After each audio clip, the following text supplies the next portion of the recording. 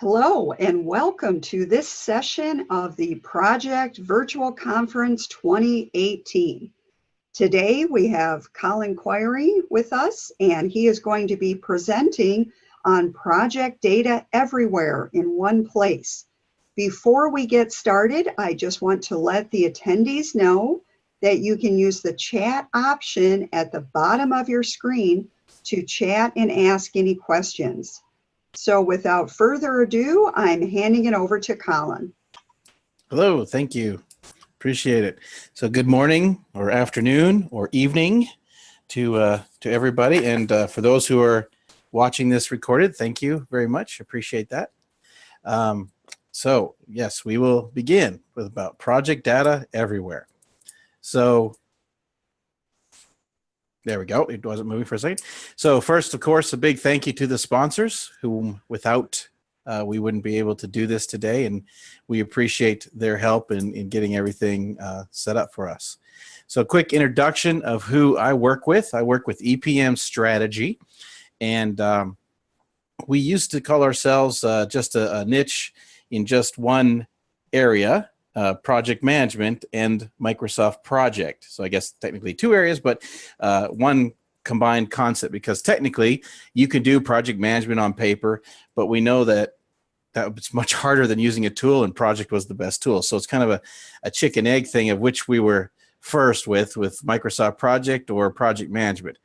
But as part of that, the thing that always comes up is folks want to see their data, right? They want to see their project information. So we've kind of added another facet to our organization, and now we're kind of the three legs of the stool. We now have business intelligence, and we're Power BI partners in addition to the project and portfolio, and of course also part of the PMI program. So that's kind of what we do. We're very niche in that area. We don't do a lot of things. We don't create add-ons, but we're experts in these areas. And then a quick intro of who I am is I'm Colin Quiring, and I've been doing this for a while. I wrote the book Mastering Resource Management Using Project and Project Server 2010. Since it was just one great book, no need to do another version. No, just kidding. The concepts of that book are still the same. The screenshots are different. And then over time, Microsoft has added some more things like the team planner or the engagement process. But the core concepts are the same. And I, along with most folks at EPM Strategy, am both business intelligence and Microsoft Project expert. There's some of my certifications, and I have some of my contact information, which I will have again on my last slide. So that's just a quick who we are and who I am. So this is a quick reintroduction for those who have joined. This is about project data and about the fact that it doesn't all reside in one place, right?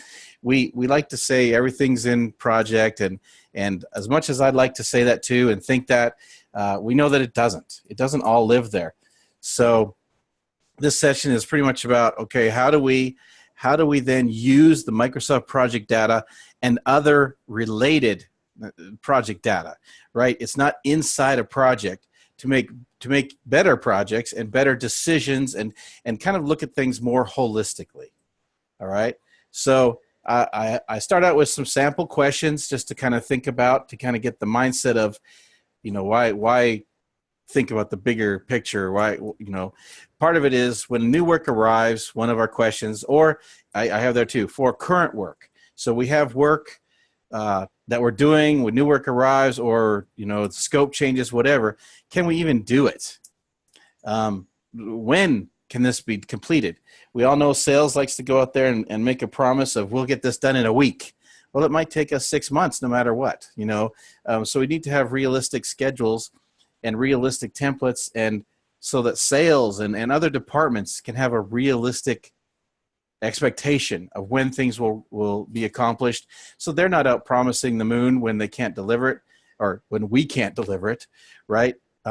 So also, who can do this, right? The whole resource management piece. And what is the effect of a new project on our other projects, on the resources, on the overall budget? Now, most of these can be answered within project itself, but some of them, like the budget, that's not yeah, we can do costing inside a project, but project isn't necessarily an accounting tool.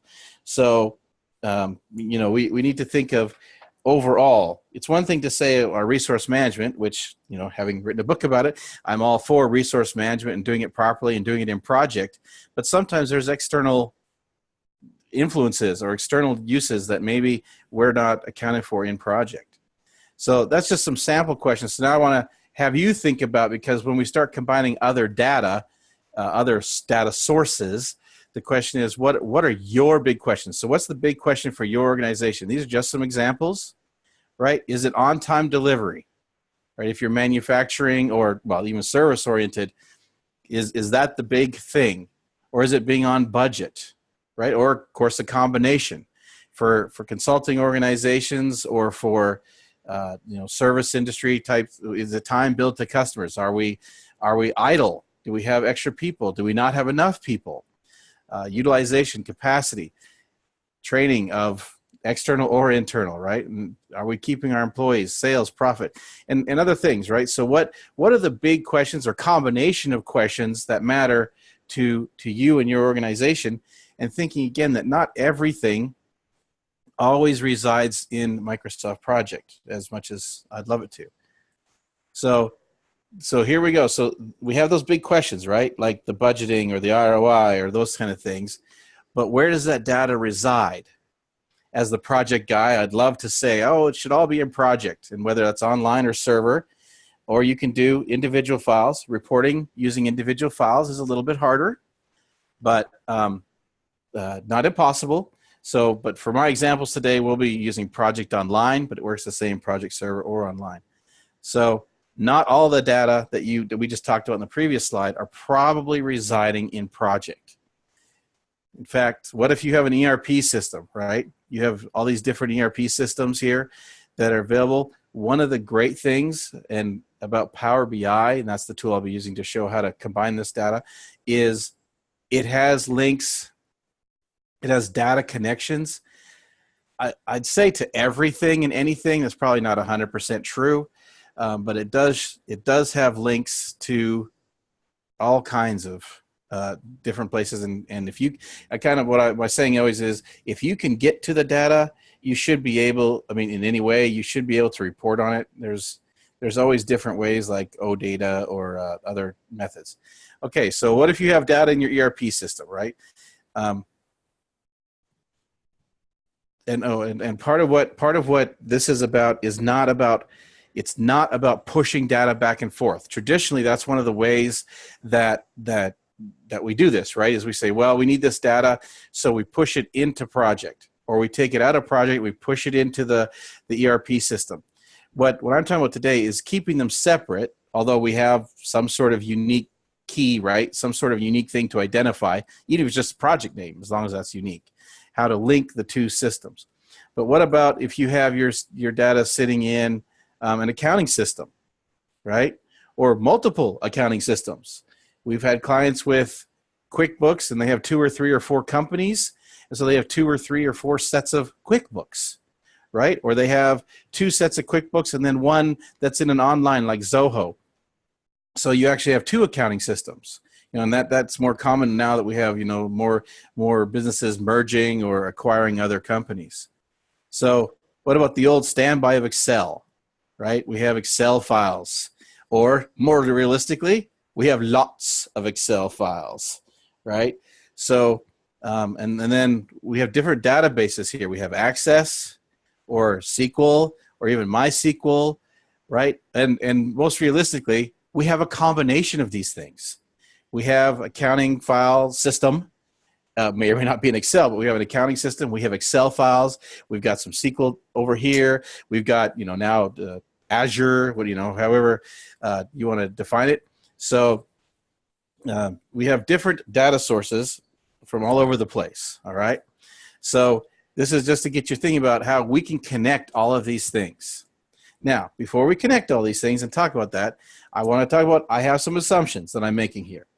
And I know some of these are big, but I'm assuming a few things to make my reporting work nicely and beautifully, is that we are using project online or server. Again, I said earlier, we could do it individually, like in a network file share. Much harder to do, but possible. But the key here is that it's set up and being used consistently. And I'm not advocating at this moment a certain type of setup. I'm just saying we have it set so that it's consistent and it's being used consistently, right? Because if we have, you know, manual tasks and auto scheduled tasks, and we have fixed duration and fixed unit tasks, that's very difficult, right? Or we have to know all that to modify our reporting. So I'm also, for my purposes here, I'm assuming that resources are set up and being used. I'm assuming that work is being assigned. Now, I'm not saying fixed work here. I'm saying work of some type, whether you're using duration or otherwise, but at least you have assignment.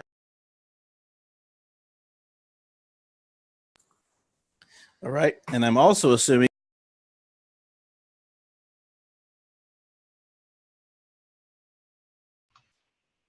Colin, we lost your audio. Oh, okay, am I back? Yes, you're back. Thank you. I don't know. It just said I was unmuted. Okay, thank you. All right, so I'm also assuming that that work is being updated, right? And key is regularly. And this is one of my things I always talk with clients is, you know, one of the complaints I hear often out there is folks say, oh, we can't, you know, it's so hard to update our work. And I say, well, how often do you do it? And, well, the report's required every month. Okay, so you do all the updates every month. Yes.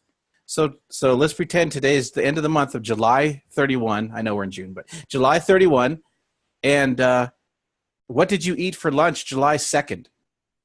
Pretty hard to remember that, especially, and then July 3rd and July 4th and July 5th. Well, in the States, July 4th, you might remember because that's a holiday. But it's hard. So when I say regularly, I'm expecting something like weekly so that we have a pretty good set of data. But at least some sort of cadence where you're not trying to go back a month or two every time and trying to find what work you did in the past, right? So it's being updated. So that way we have something to gauge against in our reports.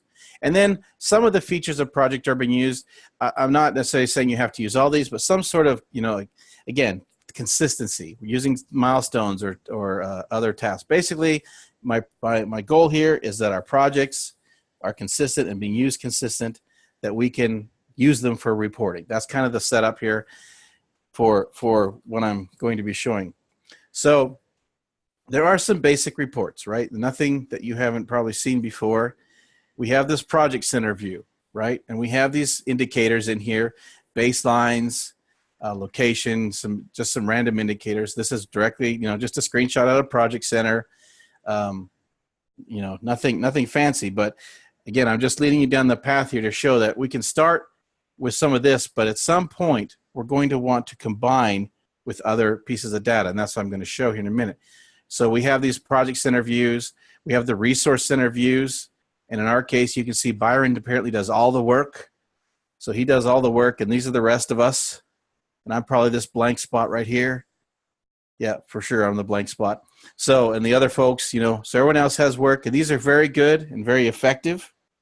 We also have, and I'm going to show this one in a second, the content pack. And if you haven't downloaded that, if you're not using Power BI, you really should, just for this, just for your project information, download the content pack, and you hook it up to yours, and it'll start showing you some data right away. In fact, wow, I jumped right to it.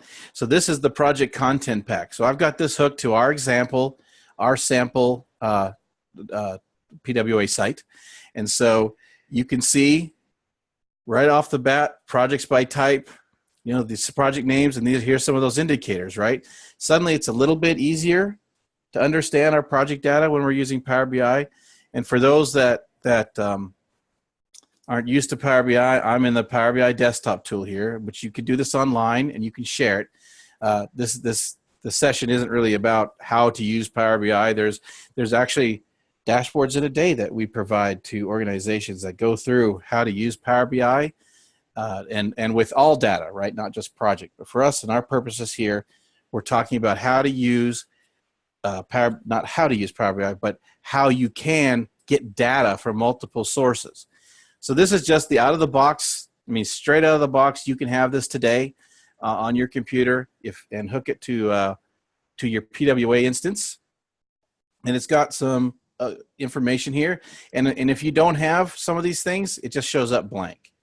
But it has here, we can show our type of project. And we can, pick the owner or the governance phase. So, and then there's the timeline. I'll just jump to that real quick. So, you can see where your schedules fall. There's the issues and risks, the milestones page, and then there's resource data. In fact, one of the ones I really like here is the resource heat map. So I'll actually jump over to that one. And you see this is all loading in real time. Oops, I grabbed the wrong one. I grabbed the assignments one. Here's the heat map for resources. So you can see in a heartbeat who's overworked by red. There's our friend Byron, right? We kind of keep Byron overworked pretty much all year. So that's pretty good. You can see me, yeah, I've got free time like crazy. I got all the time in the world. So that's great. As long as Byron keeps doing all the work, I'm a happy guy. So before I jump to the other slide, I wanted to show I wanted to explain a little bit of how in my example, how the workflow, and I'm not talking about an automated workflow, just the process, how the workflow works for this organization. So the first thing they do when they start a project, they start it in Microsoft Project, and they start it with these phases, right? And it's a plan. So they're going to plan the plan, or planning. Then they approve the plan, and then expense approved is kind of like it's going live, and then it's rejected, archived, whatever. But so this starts in project, and so the main reason that it starts in project is because of the custom fields, which you see there. We have, and the couple that I'm going to be showing, a couple key ones here are the category. What's the driver? So if you're using portfolio management, we have that in here. So what's the point, right? Why are we doing this one? Which key element of the organization does that tie to? And then we have location. This, my example here is very, very keyed off of location. Different locations have different budgets and different needs. So the other big piece we use to start with is we use the project site, right? The project workspace. So we have this data, but it's really Excel, Word. It's not really anything yet. It's ideas for this project. And so we have them sitting in there long before a schedule is actually built. So we start out with a blank template, basically. So what happens then is we've got this stuff, right, sitting in Excel that's not really tied to anything yet. So we have a report on our homepage that says, hey, go out there and look. These are the proposals out there. This is what we're getting out of those documents. We just have, in this case, we're just using an embedded Excel, so we can see some of the initial expected dollars, some of those custom fields that were required, right? And we can sort by location. So what we can start to get a feel for is, which locations, which categories have the most expected needs, right?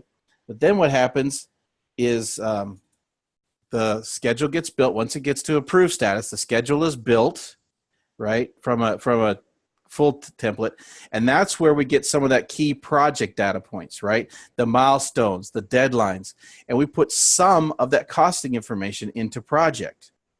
And this is the key and this is an example, but it's based off a real organization or a couple of real organizations that we work with, right? And we've done this exact same thing with. So you enter some costing information into project, but Microsoft Project is not an accounting tool, right? It's not an invoicing and billing tool. It's not designed for that, and it shouldn't be tried to be used for that. So some of the budget information goes in there maybe, but at the same time, and this is how that really works, is for this organization, is they also then put into the accounting system all the budget information, all the actual costing. They put it to their ledgers and, again, by location, by category, by division, all the things that accounting cares about. And also, because we provide service and product with this organization, there's invoicing and payments, which eventually have to come back against the project. But invoicing and payments do not necessarily coincide with the work being done, right? You might get to a certain phase of the project and you might send an invoice, but then you keep working. And so the timing is very different. And so that's when we get to the reporting. Timing of when the task is done and when it was invoiced and when it was paid are very key bits of data, right? So it's important to understand the difference. Then the third thing that happens, that in my example here, I'm skipping some of the steps in the real world, but jumping to one of the final steps is, in this case, what happens is we produce a product, and some of those products have defects, or customer doesn't pay for them, or whatever reason, they come back, right? So there's a return system, and that is handled in this case in Dynamics. Okay, Dynamics 0365 for finance and operations in this case. So that's their ERP system. So in this example, we've got three major systems, right? But again, we need to tie that back to the project. Which part numbers are coming back, and from what part of the country? We have I'll get to the map here, but because that affects the accounting, right? If we have a project and we claim that it's highly profitable and yay, we did this project and we were on budget, on time, and we have a huge defect rate based on our returns, maybe that project wasn't so profitable after all. And conversely, we might find that we're producing in 10 different projects. Let's say each project is producing a widget and those widgets have 100 parts in them. There might be a single part across all the projects. So the project might not be the issue. We might have a true quality control in fabrication, right? So all these things tie together. All these different bits of information tie back together. So we'll do a little demo here just to show what I'm talking about. All right, so this is that project version, right? The project content pack, which you can get now, and it's great. And it shows me all my information inside of project, including my project status. So this would be in conjunction with these other reports I'm about to show. One of the things that you can do in Power BI is I can use this report and I can use the other report I'm about to show, and I can combine them into the dashboard. All right? So I can show someone that cares about project status and costing, I can show them this slide and the one from the other report. Okay? But this is just another easy way to see where our data resides. So now let me get to this report. So this report is where we start to combine the data between different systems. This first slide, pretty basic slide, lots of text, but it has some images here. This is more, for the accounting folks to kind of start get a feel of where things are. And so we have the milestones complete. So we know how many, like this one here, there's 46 milestones, and we've completed 38 of them, right? These three here should be done because we've done 45 of 45, right? This one's almost done. We have 17 of 18. But milestones in this case, very important for this client. But we can also, I mentioned earlier, the plan location. The location's very important. So now we can see which schedules, just by flipping that one flag, we see which schedules, these projects here, and what their status is. 2 of them are done. This one hasn't even started, right? And then we can say, here's the milestone counts for those. Here's the owners, project status of these. And then we have the number of days for the project, and we have here the variance to deadline. So basically this, which is a custom field coming out of project, where we've said how many days late or early is this project going to be based on the deadline? So this one is 89 days early at the moment. So this one's great. So that's wonderful. So this way, again, folks that maybe don't have access to project or don't really know or understand project can come into this report and look at this. But that one's, very heavy on project data. So now we start going to one that's got costing information. So, and another thing, I know the screen looks a little busy at first maybe, but again, this is more the accounting and less visual than perhaps it could be. But so here's those categories we talked about that come out of project, and the null being the ones where someone did not pick one, right? Because maybe it didn't.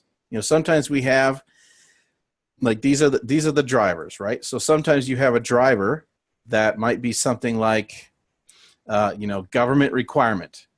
We don't want to do it. We can't afford to do it.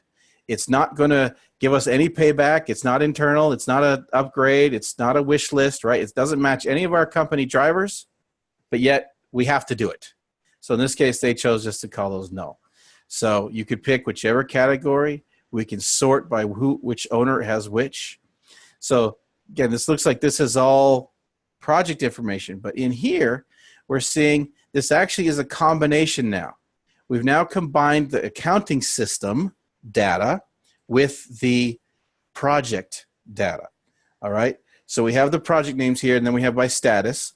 Then we have the budget cost out of accounting. We have the capital budget out of accounting, capital variance out of accounting, and total cost is out of accounting, because remember, total cost for this organization, it has the invoicing, right?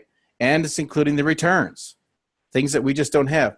But the baseline cost, that's directly out of project, and the current project cost, right?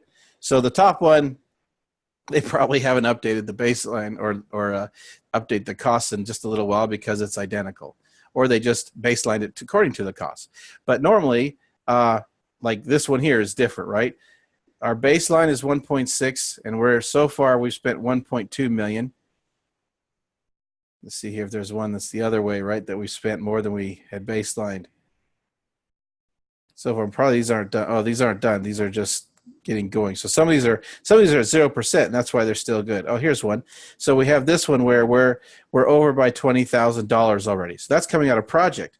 But notice that number is significantly different than the numbers coming out of accounting, right? Because we're including things that are not in project. So this is where we can begin to see 2 bits of data. And this is kind of a similar screen, budget versus cost, where we can see, again, based on the dates and based on the company type's not coming out of project, it's coming out of somewhere else. We can see, again, the total cost difference, the planned amount. So this one's very similar. It's just the time phase view of those same things by month, costing by month. But I wanted to get into some of this now for, again, the folks that don't have necessarily access to project or don't understand or don't want to. You can see there's a Gantt chart here. So we're giving them I keep saying the accounting folks because I know they're the most common users of this particular set of projects. But they can see the percentage complete, the schedule, the dates, and the little black line is just like in project. Once I get to the end, the little black line inside the project color is the percent complete, right? And then when you hover over it, I can see how many days it is and all of that. And you can scroll up and down. You notice that schedule goes out to 2050. So yes, it's a very long schedule. And apparently they've done work out into the future as well, which probably shouldn't be. But anyway, we allow some of that in this organization. All right. So now go ahead. Sorry, would you be able to pause for a question from the audience? Sure, absolutely. So in the text chat, this is from Eric, who says, Colin, the business drivers don't have a regular OData feed accompanying it. How did you gather the category description? And also, are you using the out-of-the-box portfolio analysis? We are using the out-of-the-box portfolio analysis.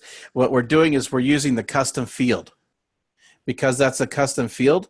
So in project, which I don't have open, but in project, what we've done is,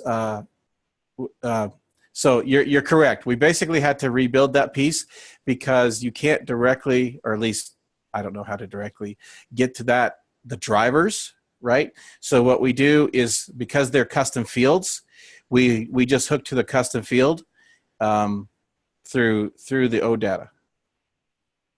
All right, thank you. Well, let's go to the next question from Sure. Jean, who asks, what visualization are you using for the Gantt? Okay, it's actually, I'll go back to the Gantt. It actually is the Gantt view visualization. It's called, it's actually called Gantt. So, so I'm using the one called Gantt.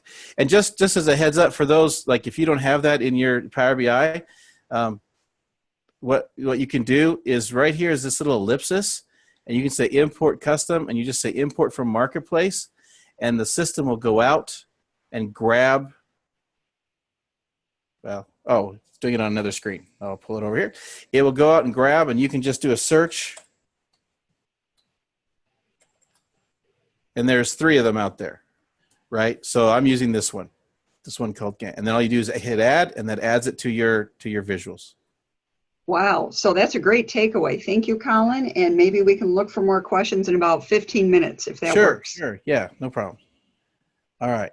Let's see which one. I think I was on Pi now. So yeah, I was skipping that. Okay. So now we start getting into, this is more one for management types to look at. I mean, anyone, the way I've got my stuff, it's all wide open, right? But folks can, again, when you share this to the online piece, to the dashboard, you can determine who sees what. So, the accounting people might care about that budget and cost, right? But we might not want that budget and cost shown to everybody, right? Some people, some people it's just clutter to them. They kind of don't care. They just do their thing, and whether the overall project is good or bad money-wise isn't really, a major daily concern to them. But to accounting folks it is. So this is another one of those where now we can see which of those categories, going back to the question we just had. So we have a key here of which of our projects, for our drivers are the key thing, right? And so, some of these are fairly common types, right? They're synonyms, right? These aren't necessarily always the same words, but we have, employee welfare. So they've got 14% of their, or 14 projects, or 12% of the projects are based on employee welfare.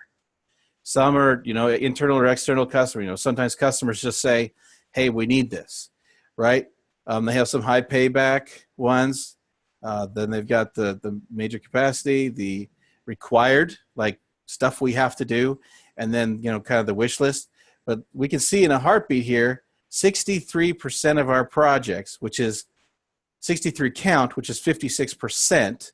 So, basically we can see we have 120 projects roughly, but if I'd looked up here, I'd have seen we have 112. So in this date range, right? So I have a date range that I'm looking at. I'm basically looking at a 2-year range here. So, but I can see where we're spending most of our income, right? And then one of the things that literally did happen to this client is one year they kind of did a slowdown on budget spending, right? They cash flow, and they said, hey, it's November or it was October, let's kind of wait. So what happened is everyone built up, and in January they had this incredibly massive budget hit that everyone wanted to spend. And so then they said, whoa, we have to get this under control. And that's part of what these, I'm not showing the costing one, but basically we built a costing view by month, so they could see how much that was going to hit them. That's part of what this carryover one is about. Is it's split up by month and how much budget, how much forecasting, because this is where the schedule is driving accounting. In the carryover is what we have the schedule. If it's going late, we have to allocate budget for that, right? they have a fiscal year, and the fiscal year, the way they do it is it just ends and then everyone starts over.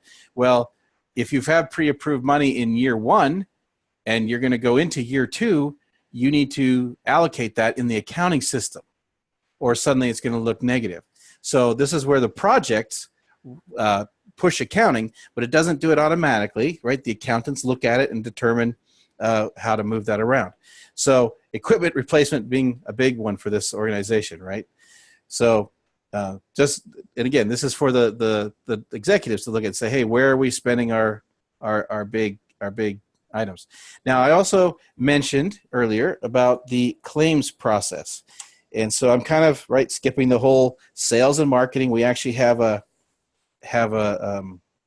visual that Tim built that goes across, and it'll show in the sales. It'll kind of show how sales go over time.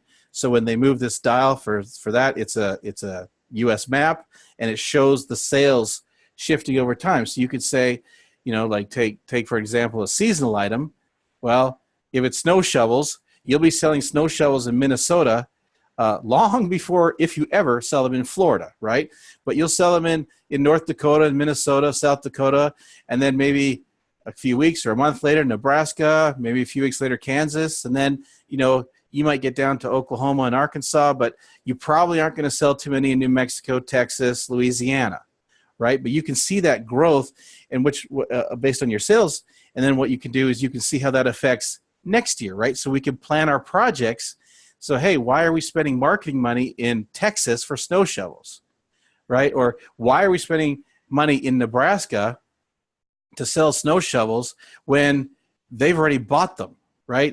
We kind of missed that sales cycle for this year. Wait till next winter, right? So, and I don't have that one here, but so that's the part I'm skipping. But then what happens is, in our case, is, hey, they make a lot of widgets, and the widgets are complex and they're high tech, and stuff breaks. It just happens. And so there's a whole registration process, when you purchase the widget, and then there's a claims process for if a part or the entire widget breaks. So we have this claims section here that I wanted to show. So we built a claims by model page, right? So you can see which pieces, which models, sorry, this is the models, which widgets break or get returned at least the most, right? And so we have it by part. You can sort the models by part, or you can search for models, right? So we have a search in here, but you can hover over it right away, and you can see 25% of all of our returns come from our 225 modern widget, right? So we can say, and that's equaling $47,000. Okay, that's a big chunk of our money that we're giving back, right? So none of this on this screen, none of this is project related information. This is entirely different system. It's out of the dynamic system. It's the claims, right? It's the returns and claims, and it has part numbers in it. But so here's how we tie that back, though. We have this claims information sitting in Dynamics, but then we say, okay, based on our projects, I've got two screens here for projects. I've got the fish screen here, which shows us which projects are the biggest ones that have had problems, or I should say it the other way. Which projects have produced widgets that have the biggest problems? And so the biggest fish represents the largest claim, and there's not fuzz on your screen. Those little tiny fish back there, like there's a little tiny purple one if I can hover over it. Yeah, so that had $451 worth of repairs for that project.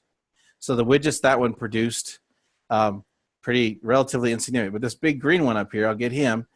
So that one's got $13,000. So our mailroom house dust control bags, apparently we have a bad part in them, or they're defective overall. Now, this view from a overall perspective isn't telling me that it was the widget that was bad, right? It's not telling me that the project was done bad. This project might have been done on time and on budget, right? So the goal here is just to see which projects had the most related claims against them. And again, we might have a part number that's bad across multiples. So we can see this by this claims by project data here. We can see it's the same information, right? But the fish are easier to understand. So this is telling me exactly what happened. Is for the mill room, I've got $13,000 worth of repairs, and on this conveyor, I have 11,000. Well, I can look over here in the detail screen, and I can see, and I didn't include the part number field here, I should have, but I can see which part numbers actually are feeding this, right?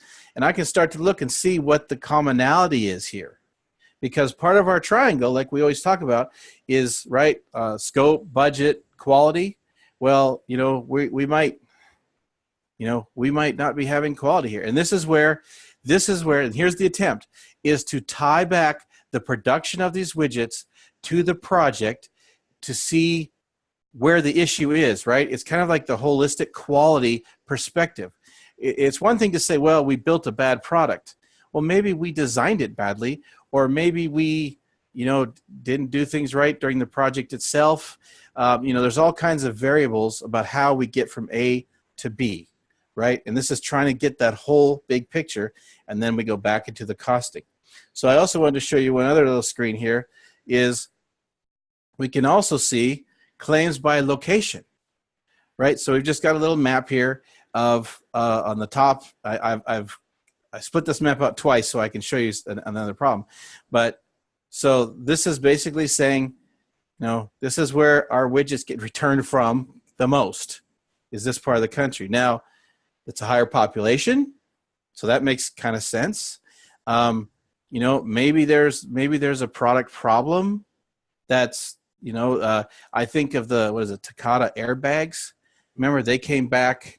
It started out, that big, huge, massive recall we've had in the States here the last couple of years, and I think it's actually gone worldwide recall, but where they start out saying, oh, if it's a high humidity state, those airbags are bad. And I remember hearing, oh, guys in Florida, guys in Texas, Louisiana, too bad, you got bad airbags. And then suddenly it started going, well, it's not just there, it's warm climates. And then finally it kind of became a nationwide thing, right? So you can kind of watch, just like I mentioned earlier, we can watch the sales and how, we have good sales right at the beginning of winter up in North Dakota, Minnesota, and then South Dakota, Nebraska. And, by the time we get to Oklahoma, Arkansas, it kind of peters out, right? We don't get many more snow shovel sales. Well, it's kind of the same thing. Where are our returns and how are our returns loading, right? Are they coming back from a certain area? And one of the things that I don't have in this example, in this visual I'm showing, is that we could also add Twitter or Facebook sentiment, right? So we can see, well, on Twitter, not every widget gets a lot of tweets about it. I get that, but are we getting tweets about our product, and are they positive or negative, right? And same as Facebook. And it's kind of one of those things. You say, well, who cares? Well, there's a reason that the Kardashians get paid to do things on Twitter. It's because they influence. And if we can get a proactive and look at Twitter and see what's happening, right, and seeing what kind of feedback we're getting, well, we can maybe nip some of that in the bud early, right, and not get hammered by it. And also, the reason I included this second map, and I'll just move it up here a little bit and make it a little bigger, is we've got some claims coming out of Africa. Well, this client does not sell product in Africa. So what this shows us is a few different good things. One is that we have data problem, right? So I've been talking all this time about how this makes our projects better, and we combine our accounting, and accounting people get to see things that they never got to see before because they don't understand or care to understand a Gantt chart. They just want to see a beautiful spreadsheet. Well, now we're giving them a spreadsheet with a picture, but now we can see the other side of this is data integrity. We can see, hey, we've got a bad zip code here. Somebody entered it into our system wrong, right? And it happens to be they put an NA. So apparently in this country in Africa, there is a zip called NA. And we've seen other ones, like you'll have one in the middle of the ocean or whatever. I mean, this map is just doing, what it's supposed to do, right? It's not thinking for us. So it's saying, hey, you've got some claims out of here. So that's data integrity. We can come back and fix the data. So that basically concludes the majority of what I wanted to show. So I'm going to go back to my last slide, and then and we do have questions if you're ready for those. I am ready, and I'll put up the slide with my contact information, and if the questions need, I'll go back to other stuff. So go ahead. So one question we had, and we may have to go back another screen, but Echo Saraju said, is there a way to display the subtasks for each project? And obviously that was something you were showing earlier. I'm not sure which specific report that references. Sure. Whoops, not that one. I'll go to this one. In fact, what I'll do is I'll just real fast, this is the thing you never do, right? Oops, tasks, not projects. And I'm using OneDrive.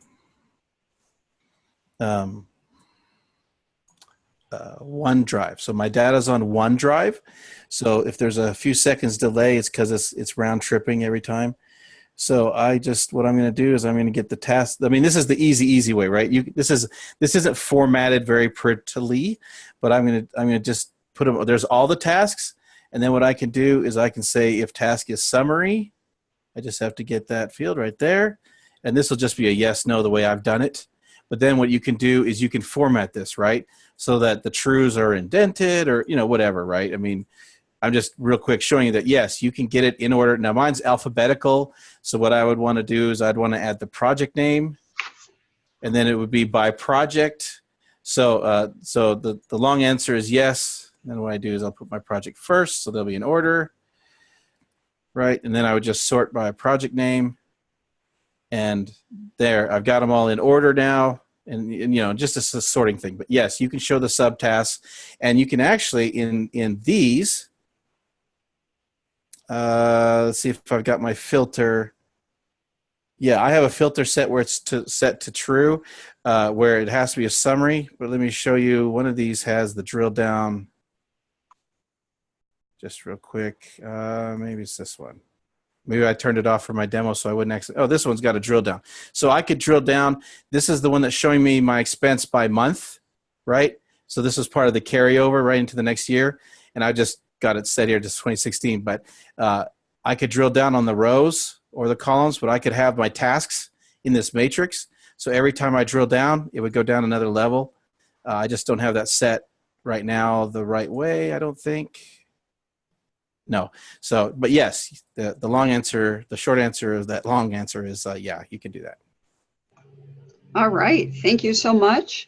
We do have just some other minor feedback. People like to fish. Yeah. I'll give my fish story is I love the fish too. And I can't remember who made it. So kudos to them. But we had an organization once, and we were giving accounting a wonderful spreadsheet with all this information out of project and tying to their accounting. And it was all this costing, and it was Excel. It was a pivot table. It was boring to me, but it was great for accounting people and pivot table and Excel people. Right. But we were we wrote it for the lady that was the project lady who was providing that report to accounting. And the person in accounting kept saying, I can't understand this because, we had project terms, project words. And they said, eventually we found out really all accounting wants to know is where, because they were doing resource costing, which projects are costing the most based on resource. And that was entirely out of project because they were doing work and tracking work very religiously. So we said, well, that's what this Excel report is giving you, but they couldn't understand. So we did the fish, and that was our two variables. Biggest fish was the most expensive fish, right? And they said, this is what I've been wanting. Why haven't you given this to me? So the fish are wonderful. and then actually, as a side note to that, is some of the fish were upside down. And we thought, this visual's broken. But actually, those were the ones they were actually losing money on. So the fish is pretty slick in many ways. Yeah. We like the fish. Well, thank you. I think we're ready to wrap up this session. Why don't we leave your slide up for a few minutes? Sure. And if you have any other comments, please throw those in our text chat before we kind of end our session. But thank you, Colin, and thanks for the active participation with the attendees in our chat. And it's been a great session so far, and I look forward to many more.